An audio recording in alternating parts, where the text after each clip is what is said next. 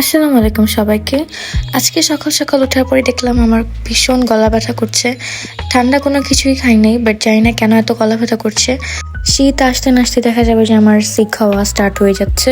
তো এখন আমি নর্মালিও প্রতিদিন সকালবেলা হয় চা না হয় কফি, এই দুইটার যে কোনো একটা খাই। তো খাওয়া শেষে আমি আমার মুয়াজকে একটু আদর করে দিচ্ছিলাম। তো ওকে আদর করতে করতে দেখলাম যে জানলার ভিতরে এরকম কিছু একটা দেখা যাচ্ছে। তো কাছে যেয়ে দেখি যে এটা মুইজা, মানে কোনো একটা পোকা বা মাছি ধরার জন্য ওই গ্রিলের ভিতরে ঢুকে বসেছিল। তো অনেকক্ষণ যাবত ওটাকে ধরার ট্রাই করছিল, বাট পারছিল না। বাট ও আর ছোট্ট ছোট্ট পাও দিয়ে কিন্তু শেষমেশ ওইটাকে একদম মেরেই ফেলছে। আর এমন সময় আমি একটু সুযোগের সদ্ব্যবহার করছিলাম, মানে ও যেহেতু খুবই চঞ্চল, তাই ওর পেটের জায়গা না খুব ইজিলি মানে ধরতে দেয় আর কি, ঘুমের ভিতরে নর্মালি দেয় না সহজে একটা। তো আমি এমন এমন সময় ওর পেটে ধরছিলাম। আর ওর পেট এত সফট, এত নরম, বাট ও তো ধরতেই দেয় না। তো এই যে এখানে পোকাটা দেখা যাচ্ছে, ও এটাকে ধরার ট্রাই করছে অনেকক্ষণ যাবত। আর সরি যদি আমার গলার ভয়েস অন্যরকম শোনা যায়, কারণ আমার গলা অনেক ব্যথা আর গলার ভয়েসও একটু চেঞ্জ লাগছে এর জন্য। বাট যাই হোক না কেন, আজকে একটু মনটাকে একটু ভালো লাগছিল, তাই আজকে সব রান্না আমি করি। যেমন আজকে চিলি চিকেন, ফ্রাইড রাইস আর চিকেন ফ্রাই করি আমি। বাট কাটাকুটি সব আম্মু আমাকে করে দিছিল, নাহলে আমার অনেক বেশি দেরি লাগবে। তো এই যে এখন আমি রান্না করছি। ফার্স্টে ফ্রাইড রাইসের জন্য ডিমটাকে আমি আগে ভেজে উঠিয়ে নিলাম। এরপরে কড়াইতে একটুখানি বাটার দিয়ে সেখানে আমি এই ফুলকপিটাকে ভালো মতো একটু ভেজে নিলাম, একটু সেদ্ধ হওয়া পর্যন্ত। তারপর ওখানে ব্ল্যাক পেপার, দেন আদার্স ভেজিটেবল দিয়ে দিলাম।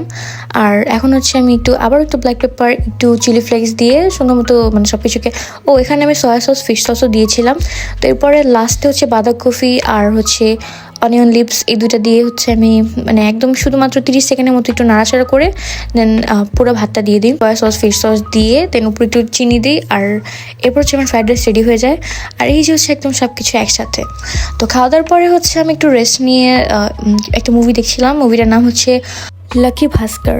তো এই মুভিটা নিয়ে আমি ফেসবুকে, ইনস্টাগ্রামে অনেক ছোটো ছোটো ক্লিপস দেখি।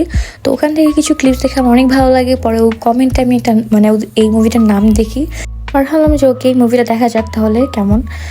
তো দেখলাম ভালোই ছিল ওভারঅল সব কিছু, কাহিনীটা অনেক সুন্দর ছিল। আর এই যে মুভির নায়ক। মুভি টুভি দেখা শেষ করতে না করতেই পরে আমার স্টুডেন্ট এসে পড়ে। এই যে আমার স্টুডেন্ট। আর এই যে আমি আরেকটা ক্লিপ অ্যাড করে দিচ্ছি। আমি ওকে একদিন সাজিয়েছিলাম, ও আমাকে বলেছিল যে আপনি একটু সাজায় দাও, ছোট মানুষ তো ওকে একটু সাজাই দিছিলাম আমি। এই যে একটু একটু ওরকে নিয়ে একটু মজাও করছিলাম। আর এটা ওর বড় ভাই। তো এই দুজনকে আমি পড়াই। তো ওদের পড়ানো শেষ করে আমি একটু রুমে যাই। আমি প্রতি মুহূর্তে আমি আমার মুয়াজের খবর রাখি।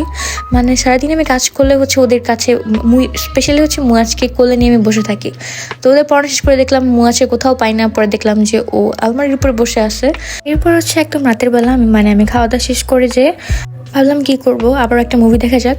তো দেখলাম এটা ডোরেমন একটা নতুন মুভি, এটা আগে কখনোই দেখি নেই, এটা একদম নতুন রিলিজ হয়েছে। তো এটা দেখবো ভাবলাম। তো মুভিটা সুন্দর ছিল ওভারঅল। আর কমেন্ট করে জানাবেন যে কে কে এখন আমার মতো ডোরেমন লাভার। আমি কিন্তু ডোরেমন, শিনচ্যান, কি বলবো, এই দুইটা কার্টুন আমার এত ফেভারেট। আমি এখনও খেতে বসলে ডোরেমন অথবা শিনচ্যান যে কোনো একটা দেখি। আমার পুরো ফেভারেট। আমার চাইল্ডহুড জুড়ে ডোরেমন তো আমি অলওয়েজ দেখতাম। শিনচ্যান তো আরও পরে আমি দেখছি, বাট ডোরেমন আমার ফার্স্ট কার্টুন, যেটা আমার একদম একদম ছোটোবেলা থেকে দেখে আসতেছি। তো এখনও আমার ডোরেমন ফেভারেট। এরপরে শিনচ্যান। সো কমেন্ট করে জানিয়ে দেবেন কার কার এখনও ডোরেমন অনেক ভালো লাগে। Thanks for watching.